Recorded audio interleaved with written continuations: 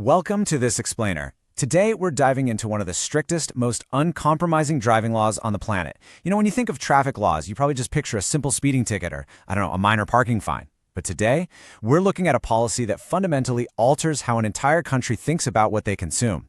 We're going to see exactly how a casual, fun night out with friends can effortlessly transform into severe criminal charges, devastating financial ruin, and the immediate loss of personal freedom, all because of one wrong calculation before getting behind the wheel. Before we break down the mechanics of the law, just consider this number right here, 0.2. It sounds incredibly small, almost negligible, right? But in Norway, this isn't just a random number. It's a strict, legal blood alcohol concentration limit. It's a threshold meticulously designed by the government to prioritize collective safety over individual convenience. What does that mean in real life? It essentially means that for most adults, drinking a single small unit of alcohol is more than enough to push you over the legal line. There's no guesswork. There's no rule of thumb about having just one beer with dinner. It is a hard, fast, and highly enforced rule.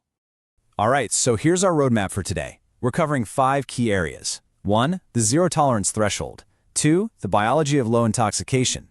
3. The severe penalties. 4. The morning after trap. And 5. Random testing. Let's jump right in. Section 1.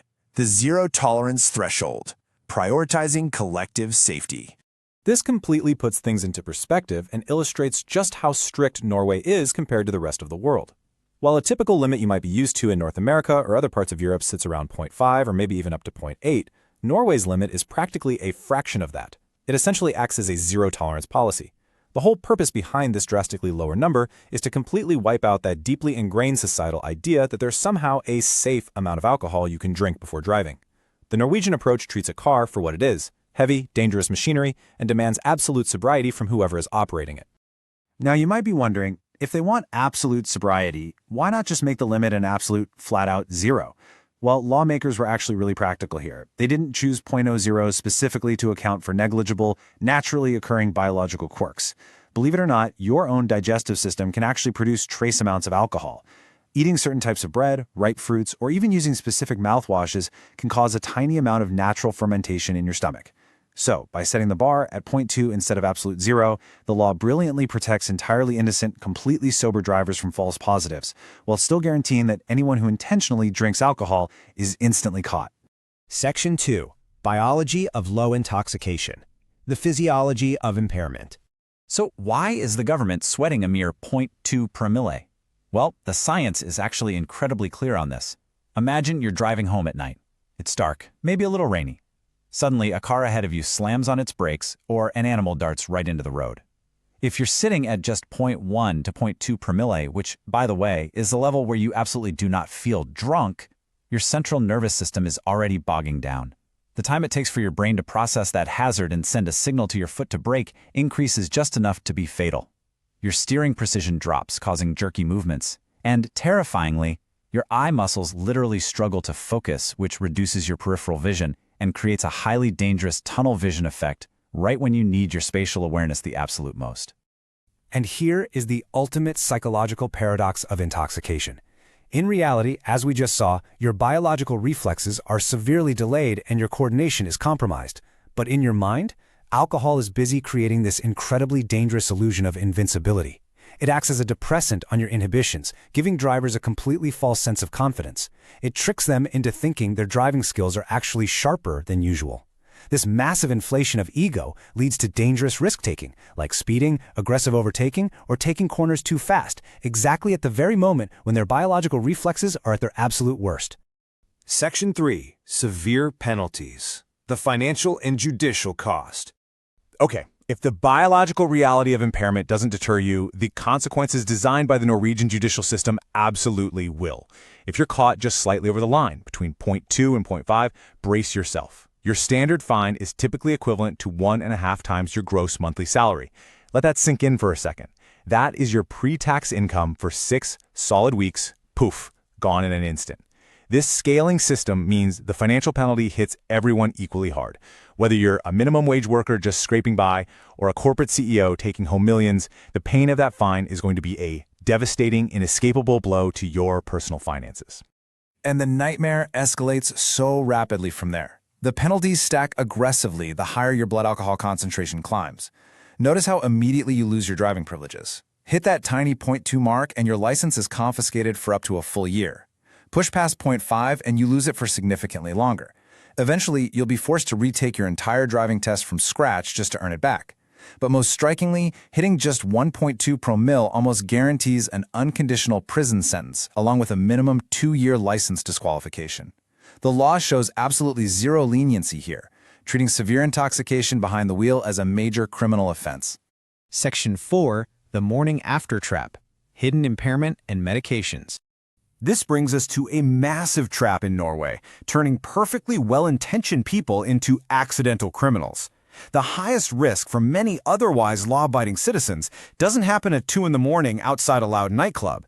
It happens the following day. The sequence is dangerously innocent. You drink heavily at a social event or maybe a wedding. You responsibly take a taxi home. You get a full 8-hour night's sleep. The next morning you wake up feeling completely fine, rested, and alert. You get behind the wheel to start your morning commute. And yet, if you're pulled over, you trigger a catastrophic DUI charge. Why?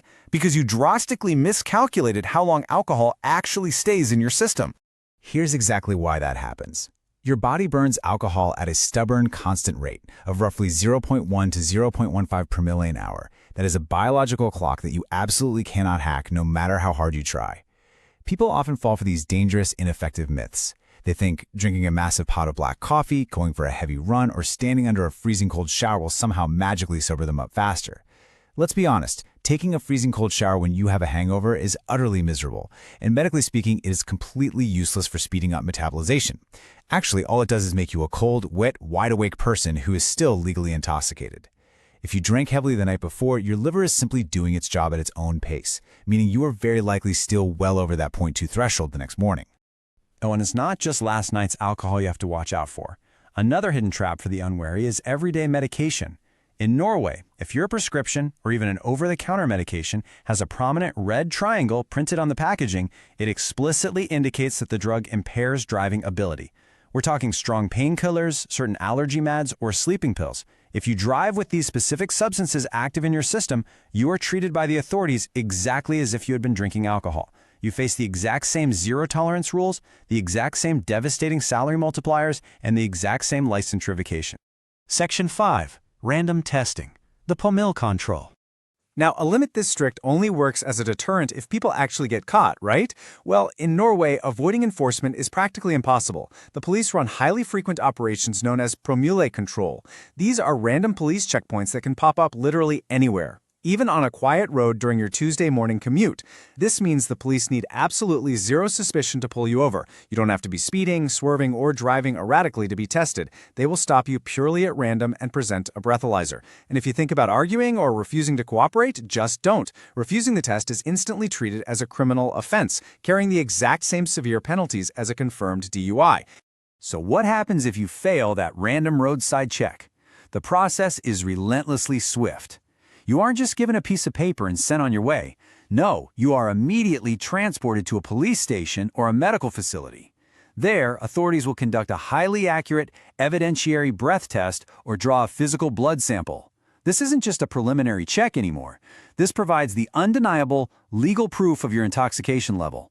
And it's this undeniable proof that immediately triggers those life-altering judicial processes and financial ruin we discussed earlier. So we really have to step back and look at the whole picture here. Knowing the unforgiving biological reality of how slowly alcohol leaves the human body, and understanding the catastrophic financial and legal penalties waiting at the other end of a random checkpoint is rolling the dice on Norwegian roads ever truly worth the risk. The Norwegian system is highly successful precisely because it guarantees the answer is an absolute, resounding no. But it leaves us with a deeply provocative question. Should this strict zero-tolerance approach become the standard for the rest of the world to drastically cut traffic fatalities? Or is this framework simply too uncompromising for other cultures to adopt? Thanks so much for joining me on this explainer, and stay safe out there.